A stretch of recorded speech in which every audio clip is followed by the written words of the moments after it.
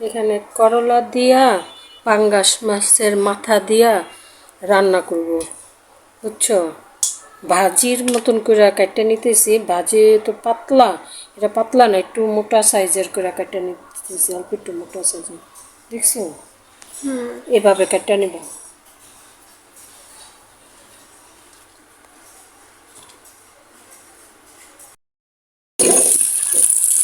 করলা রাত্রে কাটতে রাখছি, যেহেতু গ্যাস থাকে না, এই জন্য রাত্রে কাটতে সব রেডি করে রাখছি।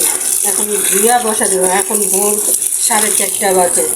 এখন রান্না বসা না দিলে সারাদিন গ্যাস থাকবে না, তখন না খায়া থাকতে হয়। এই জন্য আমাদের সকাল সকাল রান্না করতে হয়। এখন আমি ধুইয়া তরকারি বসাই দেবো।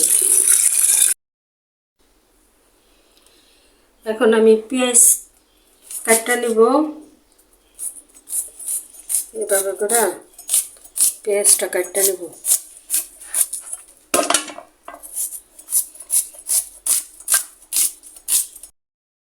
এখন চুলা ধরা দিই, দেখি গ্যাস আছে কিনা। হ্যাঁ, গ্যাস আছে।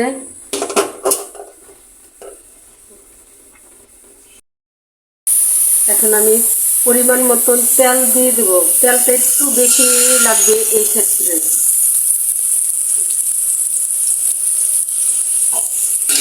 এখন নাড়াচাড়া করে হালকা ভেজে নিব।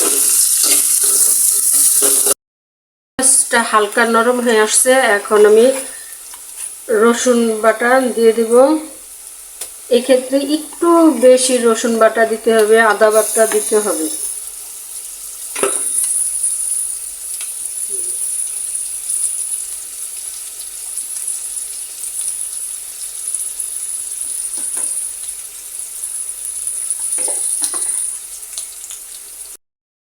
দিয়ে দেব হলুদের গুঁড়া,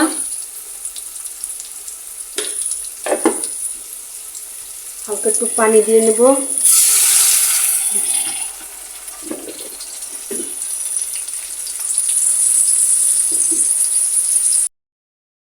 এখন দিয়ে দিব মরিচের গুঁড়া,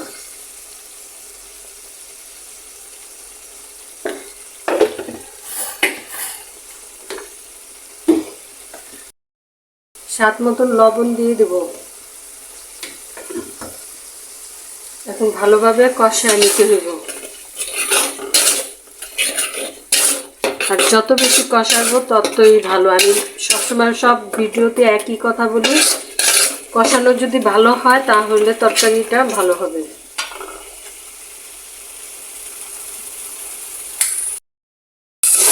দেখো, কষাতে কষাতে তেল বেশি উঠছে, আর আদা রসুনের কোনো গন্ধ নাই। খুব সুন্দর একটা গ্রান আসতেছে। এই মুহূর্তে আমি দিয়ে দেবো পাঙ্গাস মাছের লেজা আর মাথা দিয়ে দেবো। সামান্য একটু পানি দিয়ে দিব কষানোর জন্য।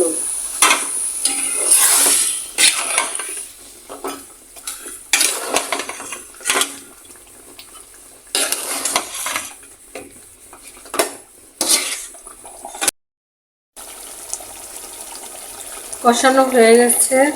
এখন আলু কেটে রেখেছিলাম, এই আলু দিয়ে দেব।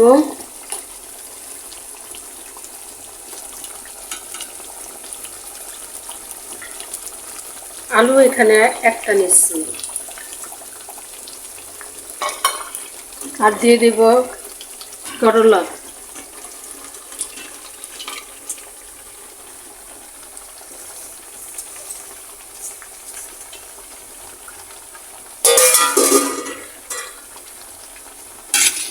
এখন ভালোভাবে নাড়াচাড়া দিয়ে নেব।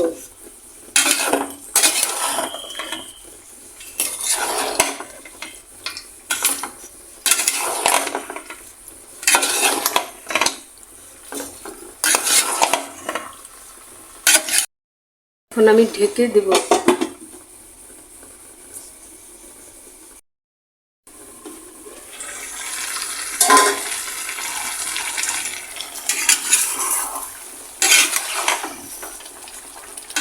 এখানে আর পানি বা অন্য কিছু দিতে হবে না, এর মধ্যেই হয়ে যাবে এই তরকারিটা।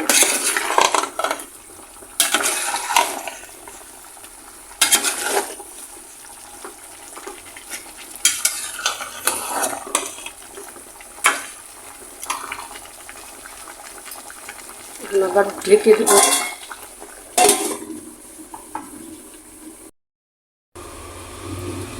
ঢাকনাটা উঠে দিলাম। এখন অনেকটাই সিদ্ধ হয়ে গেছে, প্রায় হয়েই গেছে। দেখি আলু সিদ্ধ হয়েছে কিনা।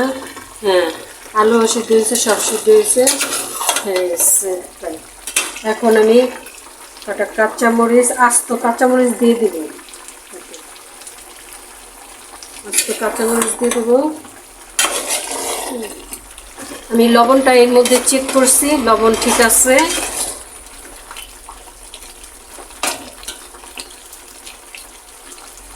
এখন আবার ঢেকে দেব।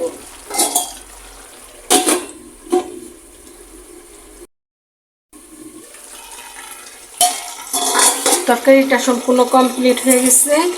এখন উপর দিয়ে ধনিয়া পাতা দিয়ে দিব।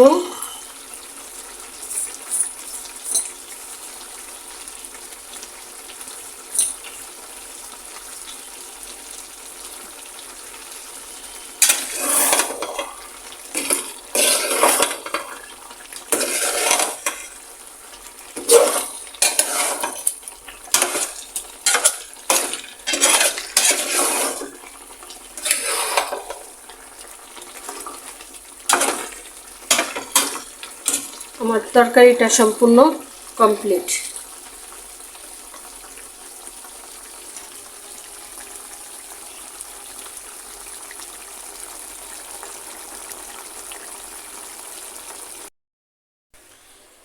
এখন সকাল 9টা বাজে। এখন আমি খেতে বসলাম।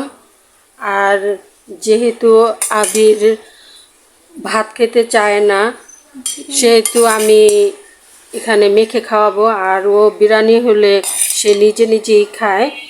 এখন এখন আমি করলা ভাজি দিয়ে ওকে খাইয়ে দিব, আর আমি নিজেও খাবো।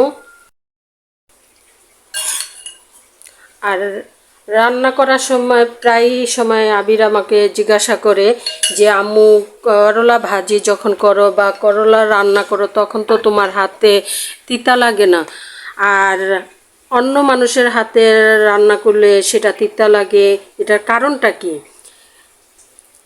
আমি মনে করি যে রান্নাটা একটা আর্ট। আমার মানে করলা ভাজি রান্না করার সময় করলা কচলিয়ে তিতা পানি ফেলে তারপরে দিতে হয় না। আমার এভাবে রান্না করলেও একটু তিতা লাগে না তেমন। কেন তা আমি জানি না, হয়তো বা আল্লাহর রহমত। আর আমার আমার বোন, সে যদি করলা কেটে রান্না করে অনেক তিতা হয়। তার কারণটা কি আমি জানি না, অবশ্যই এটা আমি জানি না কারণটা কি। যাই হোক, এখন মেয়েকে খাওয়াইয়া দিতে হবে, তা না হলে ও একটুও ভাত খাবে না। আসলে আমার ছোটকালটা কেটেছে বোন ও বোন জামাইয়ের কাছে থেকেছি, কারণ বাবা মার তেমন একটা সময় আমাকে দেয়নি। তারা বাড়িঘর নিয়ে এতটাই ব্যস্ত ছিল যে তারা এখানে ছিল, জুরাইন ছিল, আর আমি তেজগাঁও পলিটেকনিক্যাল আমার বোনের সাথে ছিলাম। বোন আমাকে আর বোন জামাই আমাকে এতটাই আদর করে, মানে আমার মেয়ের মতনই আমাকে ভালোবাসছে। আমি সব কিছু রান্না শিখেছি আমার শাশুড়ির কাছ থেকে। আমার শাশুড়ির হাতের রান্নাও খুব ভালো, আর তার হাতের করলা ভাজিও কখনো তিতা হয় না। আমারটাও ঠিক সেমই, কখনোই আমার হাতে করলা ভাজি তিতা হয় না। এখন আবিরকে খাওয়াই, দেখি আবির কেই বলে।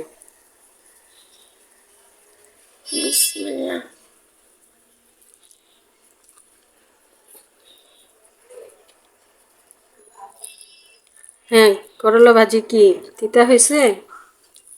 আলহামদুলিল্লাহ, একেবারে পারফেক্ট, মানে অন্য সব তরকারির মতো নর্মাল খেতে। যার কারণেই তো আমি তোমার হাতে করলা খাই। তোমার হাতে তো সবই খাই, সবই মজা লাগে। করলাটাও মানে তিতা লাগে না, স্বাভাবিকই লাগে।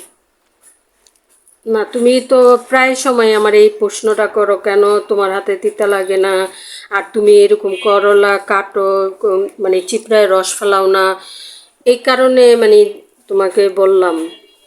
না, অনেকে কাটলেও করলার তিতা হয়ে যায়, কিন্তু তোমার কাটো, কাটার পরে ধুয়ে রান্না করো, তাও আলহামদুলিল্লাহ আলহামদুলিল্লাহ, মানে কোনো তিতা বুঝাই যায় না।